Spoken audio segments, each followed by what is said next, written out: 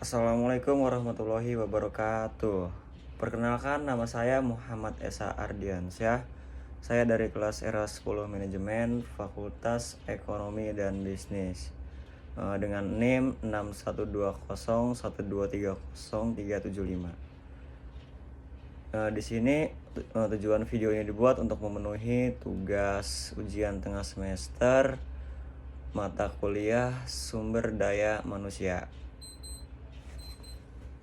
Untuk materi yang akan kita bahas pada kali ini yaitu rekrutmen dan seleksi.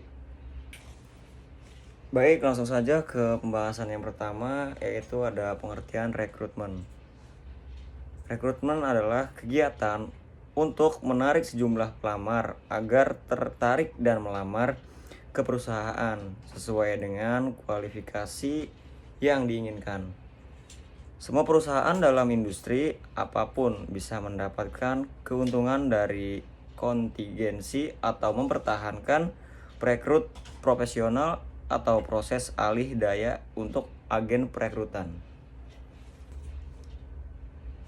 Adapun pengertian rekrutmen menurut para ahli, yang pertama di sini ada menurut Dobles 2004, rekrutmen adalah proses untuk menarik sebanyak mungkin kualifikasi pelamar untuk lowongan yang ada dan bukan diantisipasi. Ini merupakan pencarian bakat, pengajaran kelompok terbaik pelamar untuk posisi yang tersedia. Selanjutnya di sini menurut Jackson Soler Werner tahun 2010, perekrutan atau rekrutmen adalah mencari dan mendapatkan pelamar berkualitas bagi perusahaan untuk mengisi jabatan yang kosong. Dan yang ketiga di sini menurut Meldona tahun 2009, rekrutmen dapat didefinisikan sebagai sebuah proses mencari dan menarik pembujuk untuk melamar pelamar yang memenuhi syarat untuk mengisi jabatan atau posisi tertentu yang lowong yang telah diidentifikasi dalam perencanaan sumber daya manusia. Selanjutnya tujuan rekrutmen. Untuk tujuan rekrutmen sendiri yaitu kegiatan melakukan rekrutmen selalu dikaitkan dengan apa yang sudah dibuat pihak perencanaan tenaga kerja. Dalam praktiknya, pelaksanaan rekrutmen memiliki beberapa tujuan yang ingin dicapai, yaitu yang pertama, memperoleh sumber tenaga kerja yang potensial. Yang kedua, memperoleh sejumlah pelamar yang memenuhi kualifikasi. Yang ketiga, menentukan kriteria minimal untuk calon pelamar. Dan yang keempat, untuk kebutuhan seleksi. Jadi pada intinya adalah bahwa tujuan dari rekrutmen digunakan untuk memperoleh dan menyediakan sejumlah tenaga kerja yang memenuhi kualifikasi yang dipersyaratkan untuk kebutuhan seleksi. Dengan tersedianya calon tenaga kerja, selanjutnya adalah memilih tenaga yang sudah direktur melalui proses seleksi. Adapun kendala-kendala dalam proses rekrutmen di sini terbagi menjadi 8 bagian kendala. Yang pertama, karakteristik organisasi. Yang kedua, tujuan dan kebijakan organisasi. Dan yang ketiga, kondisi lingkungan eksternal organisasi. Yang keempat, biaya rekrutmen organisasi. Dan yang kelima di sini ada kompensasi. Yang keenam ada kebiasaan rekrutmen. Dan yang keenam ada pasar tenaga kerja. Dan yang ketujuh ada tujuan tuntutan tugas.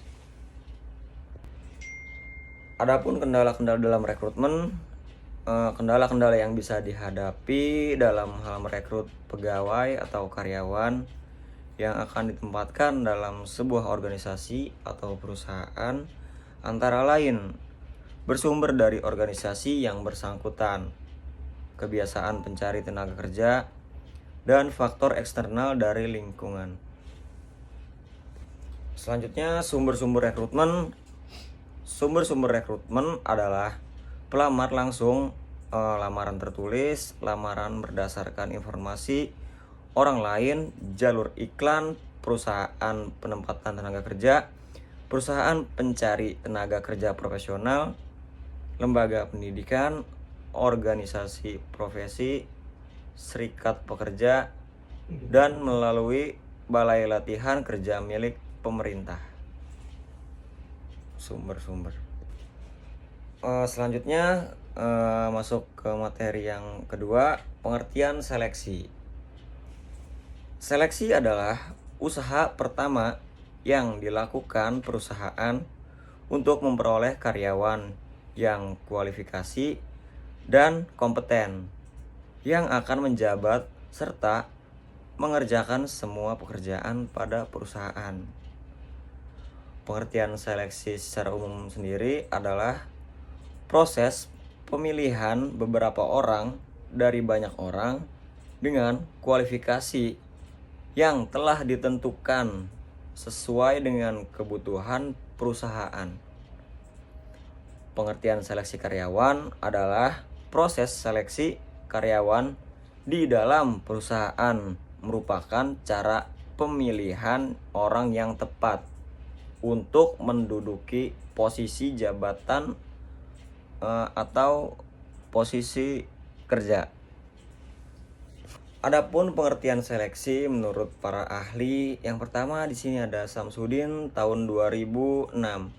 Menurut Samsudin, pengertian seleksi adalah sebuah proses yang dilakukan untuk mendapatkan individu atau karyawan yang sesuai dengan persyaratan serta memiliki kualifikasi yang sesuai dengan pekerjaan atau jabatan yang tersedia. Menurut Suryoto tahun 2012, pengertian seleksi adalah proses pemilihan dan sekelompok pelamar orang atau orang-orang yang memenuhi kriteria untuk posisi yang tersedia yang didasarkan pada kondisi yang ada saat ini yang dibutuhkan perusahaan. Menurut Nawawi tahun 2005, pengertian seleksi adalah proses menetapkan keputusan untuk menerima atau tidak setelah mempertimbangkan pelamar untuk suatu pekerjaan tertentu.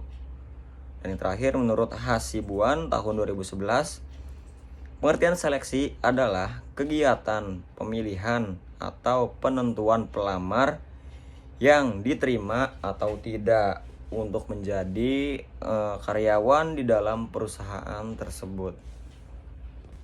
Untuk tujuan seleksi sendiri, yang utama adalah untuk memilih dan mendapatkan karyawan atau tenaga kerja yang sesuai dengan keinginan perusahaan.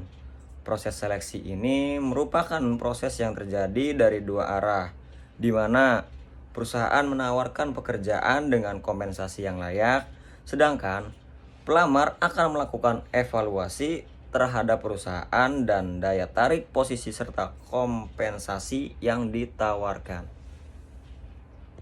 Menurut Nitis Semito, tujuan dilaksanakan proses seleksi adalah untuk mendapatkan the right man in the right place.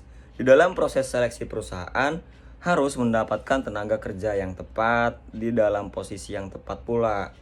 Tujuan seleksi tersebut diantaranya dibagi menjadi 5 bagian. Yang pertama, menjamin perusahaan memiliki karyawan yang tepat untuk suatu jabatan atau pekerjaan. Yang kedua, memastikan keuntungan investasi SDM perusahaan. Yang ketiga, mengevaluasi dalam memperkerjakan dan penempatan pelamar sesuai minat. Yang keempat, memperlakukan pelamar secara adil dan meminimalkan diskriminasi. Dan yang kelima, memperkecil munculnya tindakan buruk karyawan yang seharusnya tidak diterima. Beberapa tujuan seleksi karyawan secara umum diantaranya yaitu: yang pertama, untuk mendapatkan karyawan yang disiplin. Yang kedua, mendapatkan karyawan yang mau untuk bekerja keras. Yang ketiga, memperoleh karyawan yang dapat bertanggung jawab dalam bekerja. Yang keempat, mendapatkan karyawan yang cerdas. Dan yang terakhir, memperoleh karyawan yang inovatif.